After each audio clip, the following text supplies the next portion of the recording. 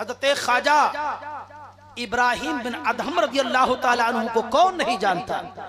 आज आप अपना जायजा लीजिए। आज के वक्त में मुसलमानों, हमारा तुम्हारा हाल तो ये हो चुका है कि पैसा हो चाहे जैसा हो। आज के वक्त में हलाल और हराम में कोई इम्तियाज नहीं करते हैं, बस पैसा होना चाहिए। आकाए करीम सल्लल्लाहु अलैहि वसल्लम फरमाते हैं मफ़हूम हदीस मुस्तफ़ा कि हर उम्मत के लिए एक फितना, मगर मेरी उम्मत का फितना माल है। कहो सुभान अल्लाह। आज के वक्त में लोग माल की तरफ बढ़ते जा रहे हैं। हज़रत इब्राहिम बिन अदहम रज़ियल्लाहु ताला अन्हु बहुत बड़े अल्लाह के वली हैं, और यही इब्राहिम बिन अदहम हैं जो अपने माँ को कंधे पर बिठाल करके हर कदम पर 2 रकात निफल अदा करके अपनी माँ को आपने खाने काबा का तवाफ कराया है ना। और आप वक्त के बहुत बड़े बादशाह हैं। तारीख में आया कि वक्त के बादशाह ने पूरी सल्तनत को ठोकर मार दी और जाकर के दरिया के किनारे आप मसरूफ इबादत हो गए। हुस्ने इत्तेफाक, बिल्कुल मैं संजीदा अंदाज में आपको पैगाम देना चाहता हूँ। वक्त ज्यादा हो गया, उसके लिए मैं अपने तमाम मुअज़्ज़ज़ उलमा से माजरत के साथ, क्योंकि मैं मेहमान हूँ, खाया हूँ तो कुछ बताना तो पड़ेगा ही, वरना वक्त में गुंजाइश नहीं है कि आपको बिठाल करके मजबूर किया जाए। हज़रत सैयदना इब्राहिम बिन अदहम हज के लिए तशरीफ ले गए। कहाँ ले गए तशरीफ? जोर से बोलो। हज के लिए तशरीफ ले गए। और जब आप हज के लिए तशरीफ ले गए तो आप जब खाने काबा के तवाफ के लिए गए तो तवाफे काबा से पहले आपने मार्केट से खजूर खरीदा और जमजम शरीफ बगल में रखा। तवाफे काबा करना शुरू करते हैं, बिल्कुल तवज्जो। जैसे ही तवाफ के लिए आगे बढ़े, रिवायतों में मिलता है कि 2 फरिश्ते आकर के खिलाफे काबा को वो फरिश्ते पकड़े हुए हैं।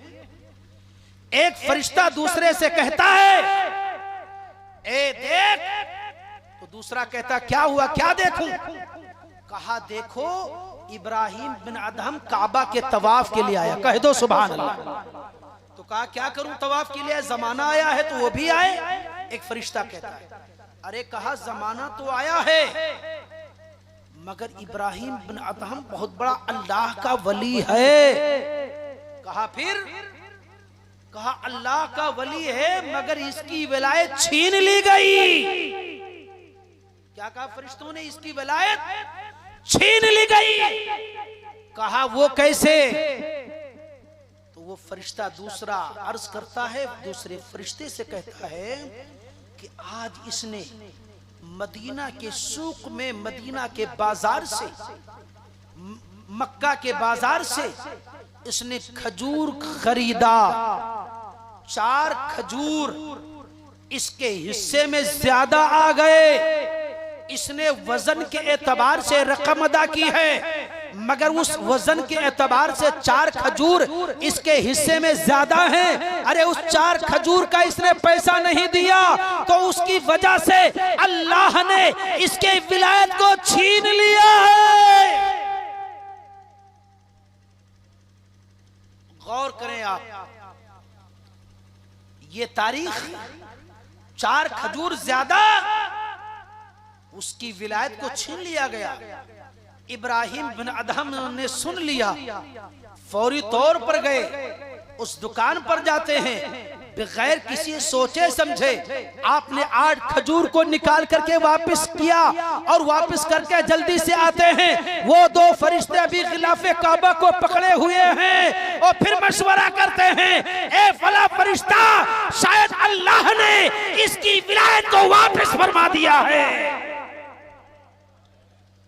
आज हम और आप अपना जायजा, सर्दी के मौसम में इस इलाके के बाजार में जाते हैं, मूंगफली के ठेले पर खड़े होकर के नौजवानों 10-12 ग्राम पहले मूंगफली यूं खा लिया करते हो। आप होटल की दुकान पर जाते हो, होटल पर जाते हो, भजिया समोसा का टेस्ट लेते हो, उसके बाद ऑर्डर किया करते हो। ए लोगों, अल्लाह के रसूल ने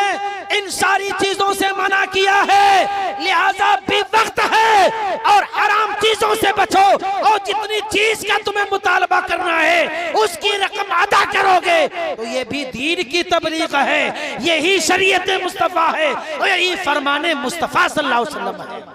हज़रात, आज हमारे और आपके जिस्म में कितने हराम के लुक़मे जाते हैं, इसका अंदाजा हम और आप नहीं करते हैं। तकरीर आज के वक्त में नौजवान सोचता है लच्चेदार तकरीर हो, मुतरन्निम आवाज वाली तकरीर हो, खूब धुआंधार वाली तकरीर हो और एक छाप छोड़ करके जाए। ए लोगों, इस कौम मिल्लत के खादिम फजलुर रहमान कादरी का ना ये कोई मिशन है कि मैं जाऊं और अपनी तकरीर की छाप छोड़ करके आऊं। मैं अल्लाह उसके रसूल की रजा, वो बुजुर्गान दीन की रजा, वो खुशनुदी के लिए मैं अपने पैगाम को पहुंचाना चाहता हूं। ए लोगों, आज लोगों से मोहब्बत करने का वक्त है, पैगाम मोहब्बत पेश करने का वक्त है, भाईचारगी का वक्त है, वरना हालात क्या हैं मुझसे बेहतर आप जानते हो। अपने पड़ोसी का ख्याल रखिए, अगर कोई बीमार है उसकी तीमारदारी कीजिए, उसकी मिजाज पुरसी कीजिए। अगर पड़ोस में कोई गैर मुस्लिम है, हमारा हिंदू भाई है, तब भी हम उसका ख्याल रखें और उससे प्यार से मुलाकात करें, क्योंकि यही तारीख हिंदुस्तान है। ख्वाजा कुतुबुद्दीन, ख्वाजा मुइनुद्दीन गरीब नवाज के खलीफा है, अल्लाह अकबर, जिनको जमाना ख्वाजा सूफी हमीदुद्दीन नागौरी के नाम से जानता है। 12 किलोमीटर दूर आप पैदल, जो हफ्ते वाली बाजार पहले जमाने में लगती थी, आज भी कशा कशा कहीं कहीं लगती है, बोलो लगती है कि नहीं? 12 किलोमीटर दूर आप गए। सूफी हमीदुद्दीन नागौरी, उस जमाने की बात है, गालिबन 700-800 साल पहले की बात है। आप बाजार गए, वहां से शक्कर खरीद करके लाए। जिस बर्तन में आपने शक्कर को खरीदा और दुकान वाले ने रखा, आप जब घर वापस तशरीफ लाए, डिब्बे में शक्कर रखने लगे तो उसी शक्कर में एक चूंटी नजर आ गई, एक चूंटी नजर आ गई। तो आपने उस शक्कर को लिया हाथ में और उसी हाथ में वो चूंटी है, उसी शक्कर के अंदर वो चूंटी है। आप बिला तकल्लुफ अपने घर से उठे और उसी बाजार के लिए रवाना हो गए। हाथ में शक्कर है, वो चूंटी भी है। लोगों ने पूछा, बाबा ये क्या है? कहा शक्कर है। कहा कहां जा रहे हो? कहा ये शक्कर जिस दुकान से मैं लेके आया हूं, इस शक्कर के अंदर एक चूंटी आ गई है, इस चूंटी को इसके साथियों से मिलाने के लिए जा रहा हूं। अल्लाह अकबर। आज हमारा तुम्हारा हाल पड़ोसी को हम दबा रहे हैं, रिश्ता कता ताल्लुक हम कर रहे हैं, फिर भी हम कहते हैं हम मुसलमान हैं, है ना? सिर्फ गोश्त रोटी खाने का नाम मुसलमान नहीं है। सही मानों में अगर देखा जाए तो तुम्हें अपनी बीवी के हक अदा करने का सलीका नहीं है। आज तुम्हारी बीवी रात के वक्त में कुटती हुई नजर आती है, तुम्हें बद्दुआएं देती हुई नजर आती है। जो बीवी के हक है शौहर अदा नहीं करता, और जो शौहर का हक है बीवी अदा नहीं करती। हजरात, बीवी का हक क्या है? आपकी बीवी वक्त पर खाना ना बनाए, कपड़ा ना धुले, बीवी को डांटते हो, फटकारते हो, जबकि शरीयत का हुक्म यह है कि आप बीवी को मार नहीं सकते, बीवी को डांट नहीं सकते, आप उसे समझा सकते हैं। लेकिन बाज लोग बाज बातों में मार दिया करते हैं। कयामत के दिन तुम्हें इसका भी जवाब देना होगा। बीवियों को मारने का हुक्म नहीं है, मारने का हुक्म उस वक्त है, शरीयत ने बताया कि अगर तुम्हारी बीवी नमाज नहीं पढ़ती है, अपनी बीवी को मार सकते हो। तुम्हारी बीवी मैली कचीली रहती है, आप बीवी को मार सकते हो। आपकी बीवी किसी गैर महरम से कलाम करती है, बातचीत करती है, ऐसी सूरत में आप मार सकते हो, डांट सकते हो। लेकिन ये लोगों, इतने लोग बैठे हैं, कभी किसी एक मोमिन ने, किसी एक मुसलमान ने अपनी बीवी को मारा ना होगा कि ये मेरी बीवी, तूने जुहर की नमाज छोड़ दी है, असर की नमाज तुमने छोड़ दी है, मगरिबी इशा को छोड़ दिया है। इस बुनियाद पर किसी ने अपनी बीवी को मारा हो, शायद हो सकता है किसी ने कभी मारा हो, लेकिन नमाज के लिए कभी नहीं मारा होगा। हजरात, अल्लाह ताला कुरान में फरमाता है, वअमुर अहलका बिस्सलाति वस्तबिर अलैहा, खुद नमाज पढ़ो और अपने घर वालों को नमाज पढ़ने का हुक्म दीजिए। हजरात, जब तुम खुद नमाज नहीं पढ़ोगे, अपनी बीवी को कैसे कहोगे नमाज पढ़ो? अपने बेटे को कैसे कहोगे नमाज पढ़ो? अपनी बेटी को कैसे कहोगे नमाज पढ़ो? हजरात, आज का वो पुरफितन दौर है, अगर तुम्हारे घर में बालिग बच्ची है, अपनी बच्ची को पर्दा कराओ, अपनी बीवी को पर्दा कराओ। आज रिसर्च के एतबार से 8 लाख इसी भारत की लड़कियां मुर्तद हो गई, गैरों के साथ भाग गई, गैरों के साथ अपना कोर्ट मैरिज करके, लव मैरिज करके इश्क और मस्ती की जिंदगी गुजार रही हैं। ये किसकी कमी है? हमारी तुम्हारी कमी है। लिहाजा ये लोगों, अपनी बेटियों को पर्दे में रखो और अपने घर की बहू बेटियों को भी पर्दे में रखो, अपनी बीवी को पर्दे में रखो। आज के वक्त में हम और आपने बिल्कुल बच्चियों को बाजार की जीनत बना करके हमने और आपने रखा है। लिहाजा वक्त जब आता है तो शर्मसार किसको होना पड़ेगा? हमें और आपको भी होना पड़ेगा। लिहाजा ए भोले भाले मुसलमानों, जलसा करो, जुलूस करो, लेकिन एक मकसद होता है कि अगर हम बेनमाजी हैं, जलसा करने से ये मकसद हासिल हो जाए कि अब हम नमाज पढ़ने लगे। अगर हम उलमा के बेअदब हैं, जलसे में आने के बाद में उलमा के बाअदब बन जाए। अगर उलमा से दूर रहते हैं, जलसे में आने के बाद में अपनी इस्लाह करो कि हम उलमा से अदब व एहतराम और मोहब्बत से मुलाकात करेंगे, है ना भाई? यही तो होना चाहिए। लिहाजा ए लोगों, अल्लाह के हबीब फरमाते हैं कि जब तुम्हारे बच्चे 7 बरस के हो जाएं, अपने बच्चों को नमाज पढ़ने का हुक्म दीजिए। कहो सुभान अल्लाह, है ना?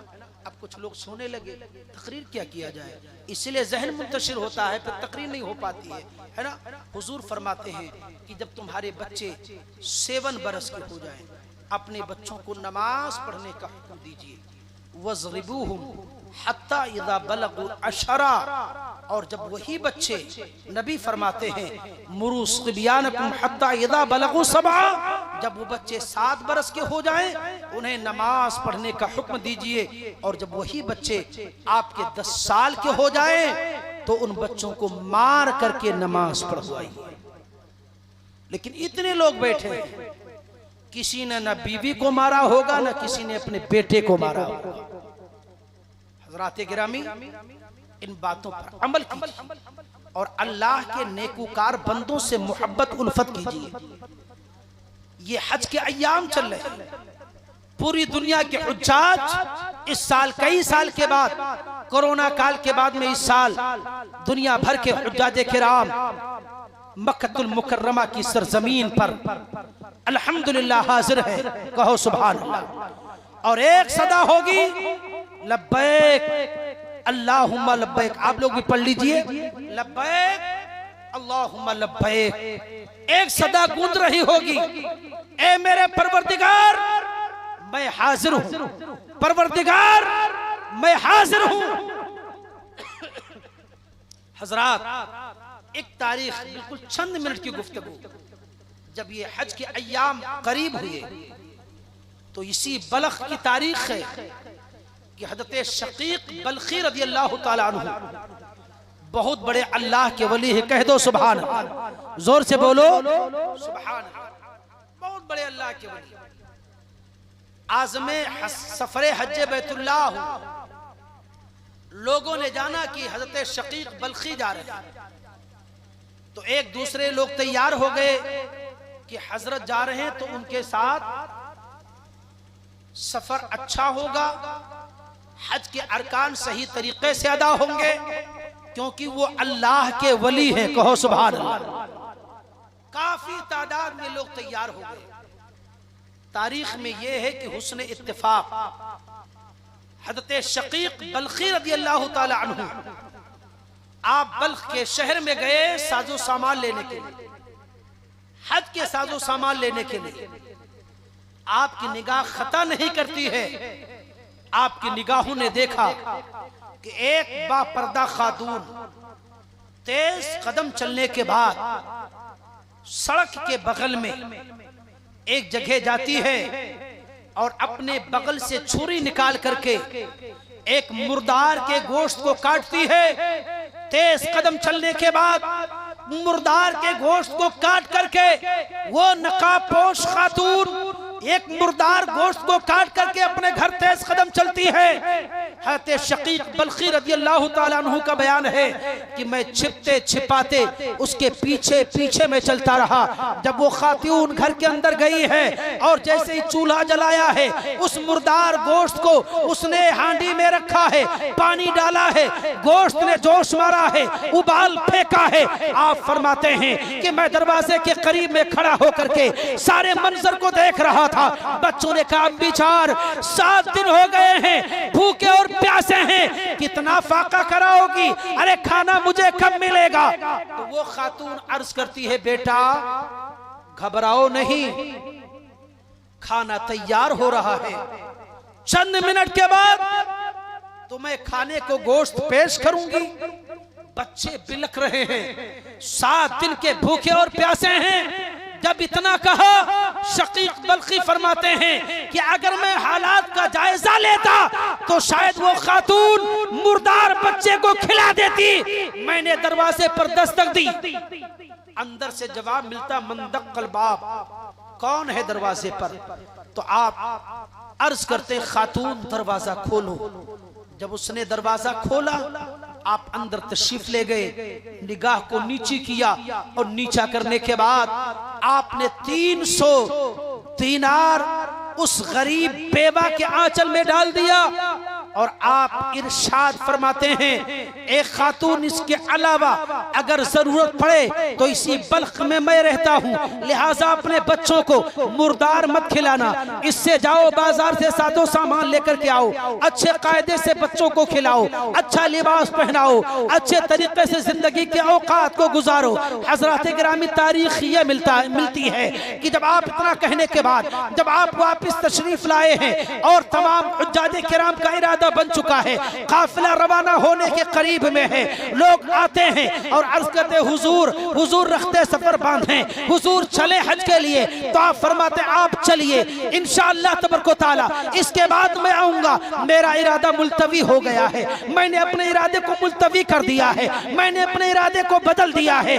तो अब लोग ताना जनी करते हैं, चेमी गोइयां करते हैं। कोई कहता है हो सकता है ये शकीक बल्खी हैं, 300 दिरहम दीनार खर्च हो रहे हैं, कोई प्लाट ले लिया होगा, कोई कहता कोई सौदा कर लिया होगा, कोई कहता हो सकता है अल्लाह ने तौफीक ना दी हो, इरादा किया हो, तरह तरह की बातें कर रहे हैं। हज़रत गिरामी तारीख बल्ख मरी और मिट्टी नहीं है। शकीक बल्खी रज़ी अल्लाह तआला अन्हु से लोग सलाम करने के बाद में अब हुज्जाज किराम का काफिला रवाना हो गया। और जैसे ही वो काफिला मक्कतुल मुकर्रमा की सरजमीन पर पहुंचा और पहुंचने के बाद जैसे ही उन हुज्जाज किराम ने खाने काबा का तवाफ शुरू करते हैं, जब काबा का तवाफ शुरू किया तो देखने वाले देख क्या रहे हैं कि शकीक बल्खी हमारे आगे आगे तवाफ कर रहे हैं और हम सब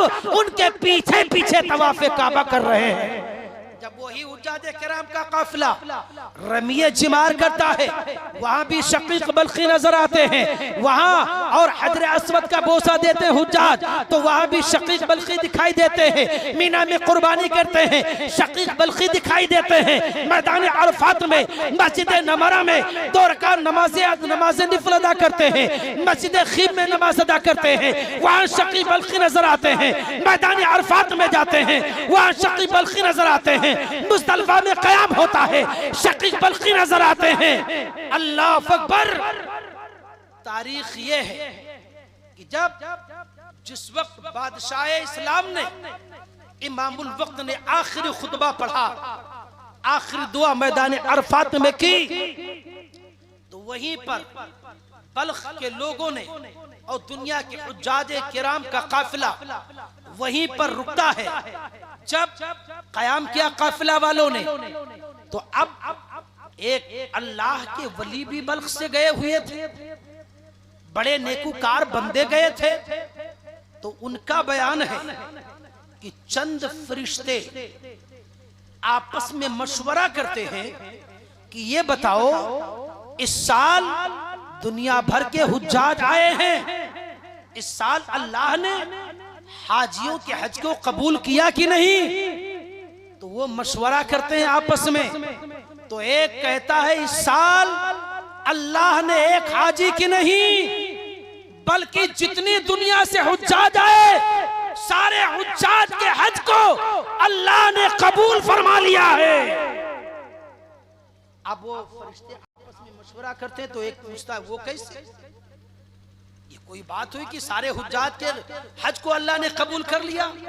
कहा हाँ, उनके सही अरकान की बरकत से नहीं, खाने काबा की तवाफ की वजह से नहीं, मकामे मुल्तजिम को बोसा देने की वजह से नहीं, मकाम इब्राहिम पर निफल अदा करने की वजह से नहीं, हजरे अस्वद को बोसा देने की वजह से नहीं, मीना में कुर्बानी की वजह से नहीं, रमिए जिमार कंकरों पत्थर जूते चप्पल मारने की वजह से नहीं, अरफात में कयाम की वजह से नहीं। वो फरिश्ता कहता है, आखिर फरिश्ते कहते हैं फिर आखिर क्यों अल्लाह ने कबूल किया?